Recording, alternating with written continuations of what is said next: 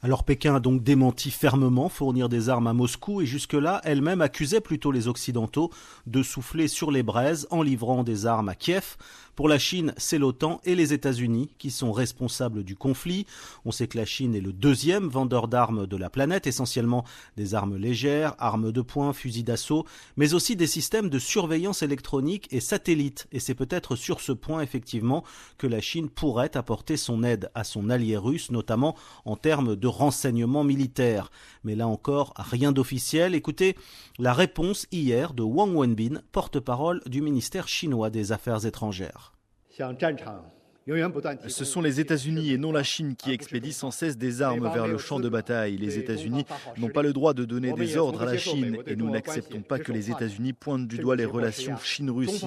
Sans parler de la coercition et des pressions, le principe de la Chine sur la question de l'Ukraine pourrait être résumé en une phrase, à savoir rechercher la paix et promouvoir le dialogue. Alors, qui appelle réellement au dialogue et lutte pour la paix et qui alimente réellement les flammes, remet les armes et encourage la confrontation? La communauté internationale le voit aussi clairement que le jour.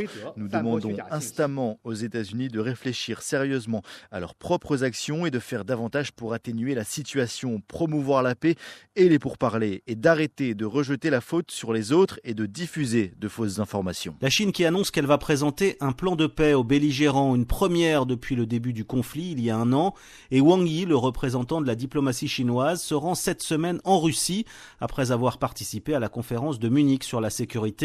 Il va préparer la visite annoncée mais pas encore confirmée du président chinois Xi Jinping à Moscou, ce qui serait quand même un symbole fort du soutien chinois. Écoutez sur ce point encore Wang Wenbin.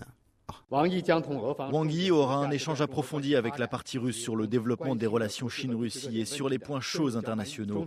La Chine veut profiter de cette visite pour travailler avec la Russie afin de promouvoir les relations bilatérales dans la direction fixée par les deux chefs d'État de sauvegarder les droits et intérêts légitimes des deux parties. Ce que l'on voit, c'est que depuis un an et le début de la guerre en Ukraine, le front sino-russe n'a pas failli. Bien au contraire, la Chine a même augmenté ses importations de gaz et de pétrole russe de plus de 50% depuis le début du conflit. Les échanges commerciaux entre les deux pays sont à un niveau jamais vu et la Chine est la seule désormais bouée de l'économie russe, de plus en plus sous perfusion de Pékin.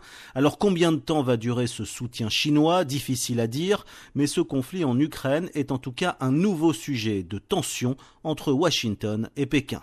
Stéphane Pambrin à Pékin pour Média.